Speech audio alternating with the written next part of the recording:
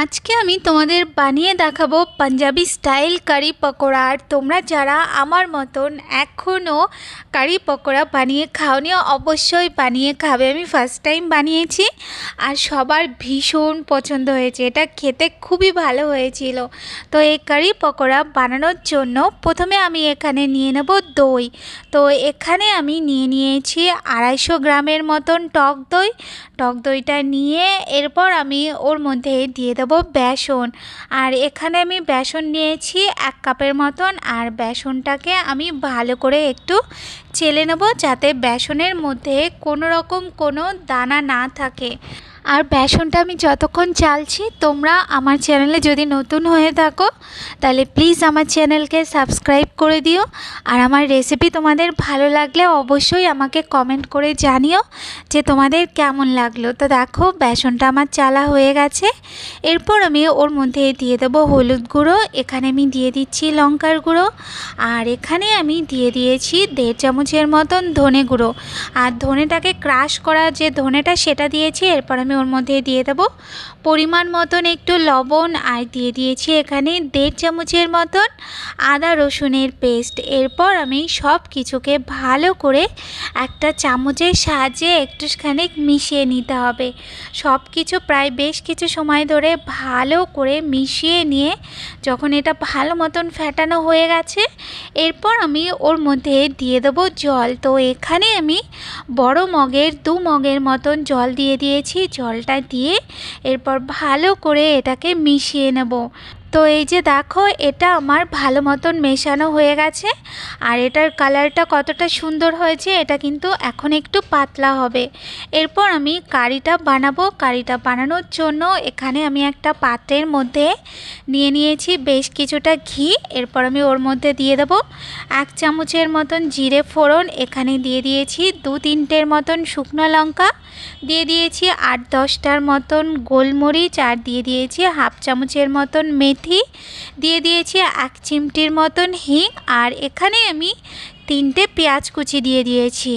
এরপর আমি পেঁয়াজটাকে ভালো করে একটু ভেজে নেব। পেঁয়াজটা যতক্ষণ পর্যন্ত একদম নরম আর পেঁয়াজটা একদম একটু গোল্ডেন কালার মতো না হয়ে যায় ততক্ষণ অবধি পেঁয়াজটাকে ভালো করে একটু ভেজে নিতে হবে।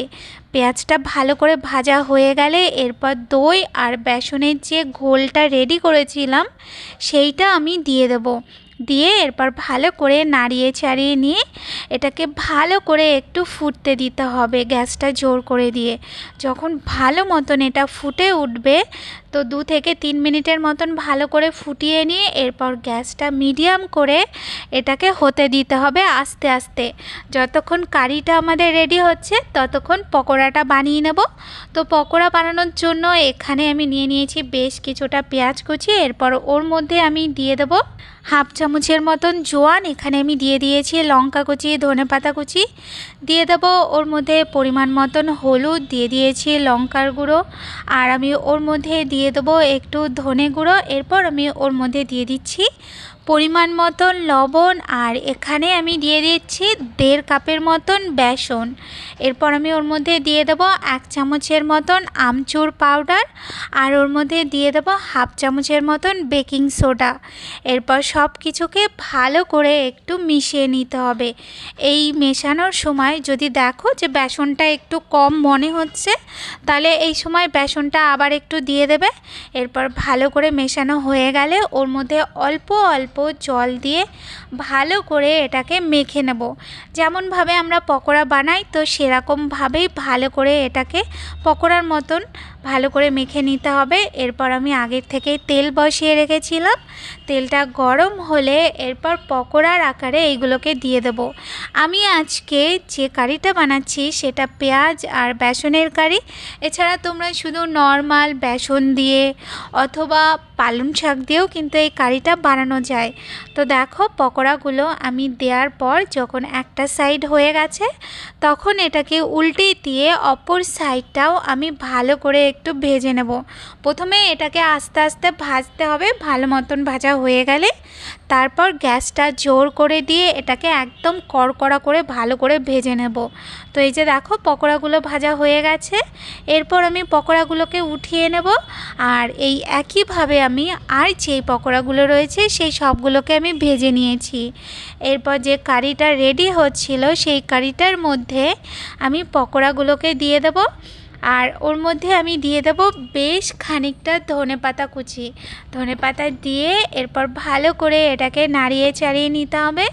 আর এটা এখনই দেখো কতটা সুন্দর হয়েছে, আর কি সুন্দর গন্ধ বেরোচ্ছিল, ভীষণ ভালো গন্ধ বেরোচ্ছিল।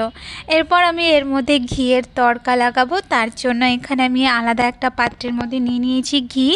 এরপর আমি ওর মধ্যে দিয়ে দেবো একটু জিরে ফোড়ন, আর এখানে আমি দিয়ে দিচ্ছি 1 চিমটির মতন হিং, আর ওর মধ্যে আমি দিয়ে দেবো 2-3টের মতন শুকনো লঙ্কা। এরপর আমি গ্যাসটা বন্ধ করে ওর মধ্যে দিয়ে দেবো একটু কাশ্মীরি লঙ্কার গুঁড়ো 1 চামচের মতন। এরপর ওই তরকাটাকে আমি এরকম কারি পকোড়ার ওপর থেকে এইভাবে একটুখানি দিয়ে দেবো।